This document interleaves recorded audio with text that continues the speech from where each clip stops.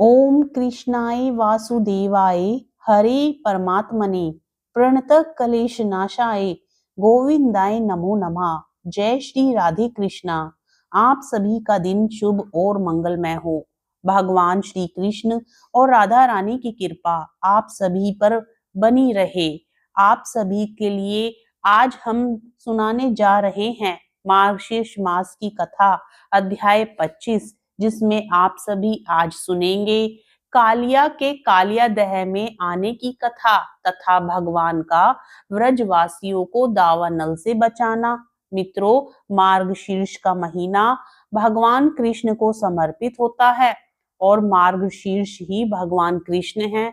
भगवान श्री कृष्ण ने कहा था कि महीनों में मुझे मार्गशीर्ष महीना अत्यंत प्रिय है और इस महीने में भगवान श्री कृष्ण की कथाओं का रसपान करने से विशेष पुण्य फल की प्राप्ति होती है। तो कथा को शुरू से अंत तक पूरा श्रवण करें, बीच में अधूरा ना छोड़ें।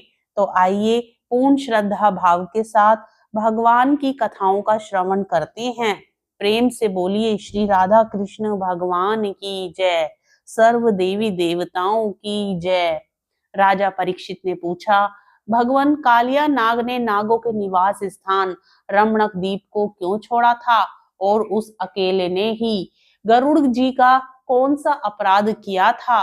श्री सुखदेव जी ने कहा, परीक्षित, पूर्व काल में गरुड़ जी को उपहार स्वरूप प्राप्त होने वाले सर्पों ने यह नियम कर लिया था कि प्रत्येक मास में निर्दिष्ट वृक्ष के नीचे गरुड़ को एक सर्प की भेंट दी जाए। इस नियम के अनुसार प्रत्येक अमावस्या को सारे सर्प अपनी रक्षा के लिए महात्मा गरुड़ जी को अपना अपना भाग देते रहते थे।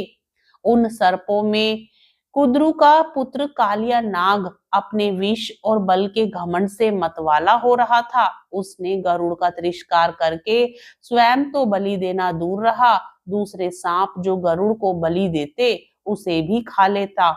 परीक्षित, यह सुनकर भगवान के प्यारे पार्षद शक्तिशाली गरुड़ को बड़ा क्रोध आया।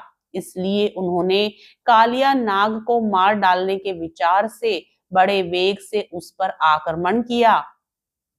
विषधर कालिया नाग ने जब देखा कि गरुड़ बड़े वेग से मुझ पर आक्रमण करने आ रहे हैं, तब वह अपने 101 फन फैलाकर डसने के लिए उन पर टूट पड़ा। उसके पास शस्त्र थे, केवल दांत, इसलिए उसने दांतों से गरुड़ को डस लिया। उस समय वह अपनी भयावनी जीभें लपलपाता रहा था। उसकी सांसें लंबी चल रही थी और आंखें डरावनी जान पड़ती थी।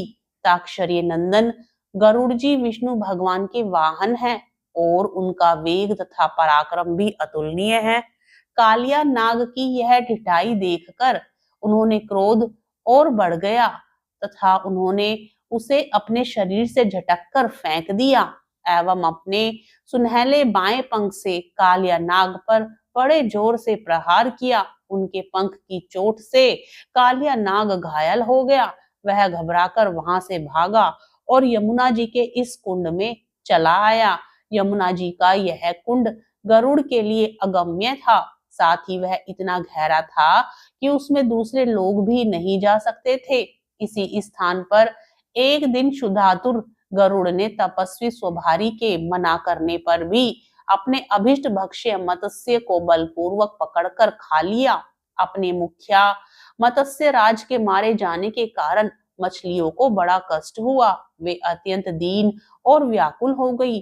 उनकी यह दशा देखकर महर्षि स्वभारी को बड़ी दया आई। उन्होंने उस कुंड में रहने वाले सब जीवों की भलाई के लिए गरुड़ को यह श्राप दे दिया, यदि गरुड़ फिर भी इस कुंड में घुसकर मछलियों को खाएंगे तो उसी क्षण प्राणों से हाथ धो बैठेंगे। मैं यह सत्य सत्य कहता हूँ। परीक्षित, महर्षि स्वभारी के इस शाप की बात कालिया नाग के सिवा और कोई सांप नहीं जानता था, इसलिए वह गरुड़ के भय से वहां रहने लगा था और अब भगवान श्री कृष्ण ने उसे निर्भय करके वहां से रमणक द्वीप में भेज दिया। परीक्षित, इधर भगवान श्री कृष्ण दिव्य माला, गंध, वस्त्र, महामूल्य मणि और स्वर्ण में आभूषणों से विभूषित हो उस कुंड से बाहर निकले। उनको देखकर सब के सब ब्रजवासी इस प्रकार खड़े हुए जैसे प्राणों को पाकर इंद्रियां सचेत हो जाती हैं। सभी गोपों का हृदय आनंद से भर गया। वे बड़े प्रेम और प्रसन्नता से अपने कन्हैया को हृदय से लगाने लगे। परीक्षित, यशोदा रानी, रोहिणी जी, नंद बाबा, गोपी और गोप सभी कृष्ण को पाकर सचेत हो गए। उनका मनोरथ सफल हो गया। बलराम जी तो भगवान का प्रभाव जानते ही थे। वे श्री कृष्ण को हृदय से लगाकर हंसने लगे। पर्वत, वृक्ष, गायें, बैल, बछड़े सब के सब आनंद मग्न हो गए। गोपों के कुलगुरु ब्राह्मणों ने अपनी पत्नियों के साथ नंद बाबा के पास आकर कहा, नंद जी, तुम्हारे बालक को कालिया नाग ने पकड़ लिया था, सो छूटकर आ गया। यह बड़े सौभाग्य की बात है। श्री कृष्ण के मृत्यु के मुख से लौट आने के उपलक्ष्य में तुम ब्राह्मणों को दान करो। परीक्षित, ब्राह्मणों की बात सुनकर नंद बाबा को बड़ी प्रसन्नता हुई। उन्होंने बहुत सा सोना और गौएं ब्राह्मणों को दान दी। परम सौभाग्यवती देवी यशोदा ने भी काल के गाल से बचे हुए अपने लाल को गोद में लेकर हृदय से चिपका लिया। उनकी आंखों से आनंद के आंसुओं की बूंदें बार बार टपकी पड़ती थी। राजेंद्र, व्रजवासी और गौएं सब बहुत ही थक गए थे। ऊपर से भूख प्यास भी लग रही थी, इसलिए उस रात में व्रज में नहीं गए, वहीं यमुना जी के तट पर सो रहे। गर्मी के दिन थे, उधर का वन सूख गया था। आधी रात के समय उसमें आग लग गई। उस आग ने सोए हुए ब्रजवासियों को चारों ओर से घेर लिया और वह उन्हें जलाने लगी।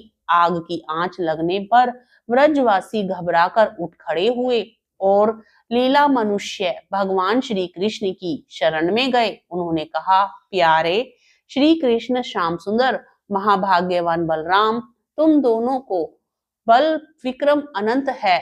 देखो देखो, भयंकर आग तुम्हारे सगे संबंधी हम स्वजनों को जलाना ही चाहती है। तुम में सब सामर्थ्य है, हम तुम्हारे सुहृदय हैं, इसलिए इस प्रलय की अपार आग से हमें बचाओ प्रभो। हम मृत्यु से नहीं डरते, परंतु तुम्हारे अकुतोभ्य चरण कमल छोड़ने में हम असमर्थ हैं। भगवान अनंत हैं, वे अनंत शक्तियों को धारण करते हैं। उन जगदीश्वर भगवान श्री कृष्ण ने जब देखा कि मेरे स्वजन इस प्रकार व्याकुल हो रहे हैं, तब वे उस भयंकर आग को पी गए। आगे की कथा में जो हुआ वो आप सभी अगले अध्याय में सुनिएगा। आज की कथा आपको अच्छी लगे तो चैनल को सब्सक्राइब जरूर करें, वीडियो को लाइक करें, अपने मित्रगणों रिश्तेदारों में भी कथा को शेयर करके पुण्य फल प्राप्त करें। कमेंट बॉक्स में श्री कृष्ण भगवान की जय, राधा रानी की जय जरूर लिखें।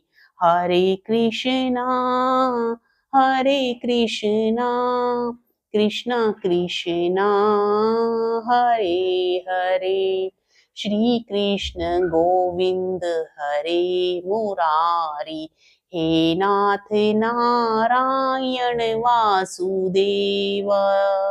राधे कृष्णा राधे कृष्णा, राधे राधे कृष्णा कृष्णा हरे कृष्णा।